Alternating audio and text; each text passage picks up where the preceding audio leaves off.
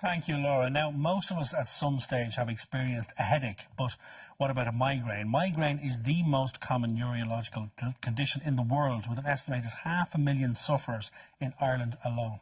Now, did you know that migraine is 3 times more common in women than it is in men, and it's usually inherited? Here to discuss migraines further is headache specialist Professor Cristina Tassarelli and Audrey Craven, President of the Migraine Association of Ireland. Good morning to you both, ladies. Morning. Good morning. Thank you for joining us. Can we pair it back to basics? Let me come to you first, Cristina. What is a migraine? Migraine is a neurovascular disorder characterized by pain, usually throbbing pain, to the head, usually to one side of the head, but it can be bilateral, which is not only pain, it is associated to very disabling symptoms like nausea, vomiting, light is bothering the patient, noise is bothering the patient. They require to stay most of the time in bed. And it comes in attacks, in episodes, which last from several hours to several days. And it can be, as you said, it can be very, very disabling because some patients, they have to lose work, to lose leisure, they cannot take care of their life, they cannot take care of their common activity because they have to stay in bed waiting for the attacks to finish or waiting for the drugs to kick in and get rid of the attack. Okay. Are there particular triggers that would flag a migraine? Most of the patient, the triggers can vary from one patient to the other, but most of the patient then they can identify triggers. Usually it's not only one trigger, it is a combination of triggers. Like so we're seeing a list of those on the screen at the moment. Too much sleep, too little sleep, too much stress, not having a regular schedule of meals, for instance. I saw one of the triggers was excitement and positive stress. That can bring one on. Not necessarily. It can be, but it can be also the end of the positive stress.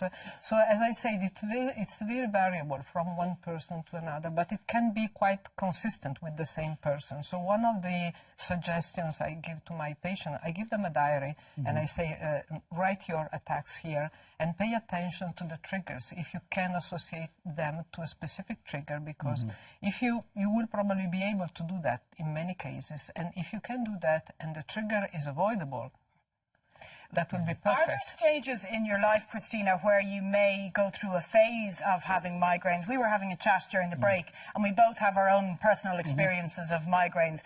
Simon will tell you about his mum in a moment, I'm sure. But during pregnancy, I was struck down with, I wasn't sure whether it was migraine or just really bad headaches, but it's very worrying time as well. So, and I haven't experienced a headache like that since having both of my children. So it was just during pregnancy that I went through that stage. Well, that is very unusual because in pregnancy, most migraineurs, they do much, much better. Really? 90% of them, I would say. Okay. But you're right. There are some periods of life that are more susceptible for migraine. For instance, when you change your job, or when you get married, or when you are under stress because your children are sick or because your parents, they have a disease.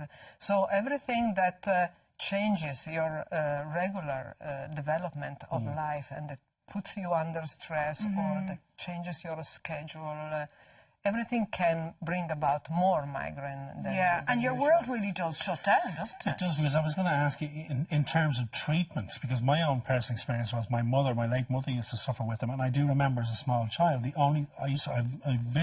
can visualise her just going to bed, curtains closed, dark room and a cold cloth over her head, and that's all she seemed to be able to do. Yeah. What are the treatments that are available to sufferers? What can you do? Painkillers, is that an option? Yeah, there are two types of treatments. One is what we call acute treatment. When the attack is started, you have to try and stop it.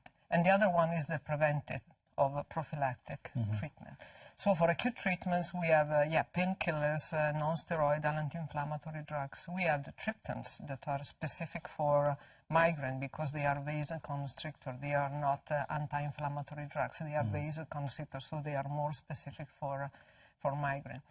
And then we have the preventive treatment when one patient suffers from more than 2 attacks per month. and he or she cannot manage those attacks just with acute treatment, they are candidate for prophylactic treatment. Okay. And we have several types of drugs that we can use for prophylactic treatment. We have the anti-epileptics drugs. We use them usually at lower doses for migraine. We have some calcium antagonists that we can use. We have some types of antidepressants. And then we have different categories like beta blockers. Of course. So, Audrey, can I bring you in here? You're the president of the Migraine Association of Ireland, and this campaign is one that will give people support and lots of information. What's under the hat? What's under the hat? As Cristina has already said, what's under the hat is a brain disorder, a neurological disorder, and it's about learning to manage it. And the idea of this campaign, What's Under the Hat, is to raise public awareness of headache disorders in a fun but serious way. And as you've both outlined, when you know somebody or if you've suffered yourself, it's not something, a headache is quite different to a migraine attack. So we want to address headache disorders. For instance, in Ireland, as we speak today, 13,000 people have a migraine attack today. Really? That's staggering, So isn't that it? just gives you, and the figures for the loss to the economy, 252 million euros In terms per of annum. absenteeism. Reduced productivity, Anna, and work days lost, exactly. And we're having a public seminar which Professor Tassarelli is speaking at today. Our specialist nurse, Nurse Esther Tompkins, and Dr. Eddie O'Sullivan, who runs the Cork Clinic in Cork University Hospital, are all speaking today in the Regency Hotel. And then next Thursday in Cork, there's a public meeting as well for Migraine Action Week. And people can get details at migraine.ie is the Correct. website. All Thank the details you. of the seminars and the speakers will be on the website. Yes, and we want people to understand that it's common, disabling and treatable. Perfect. Yeah, very good. Thank you very much. I'd love Audrey, to hear your Cristina. voice while I have a migraine. It's really soothing, isn't it? It's lovely. Thank you very much Thank for you, joining ladies. us.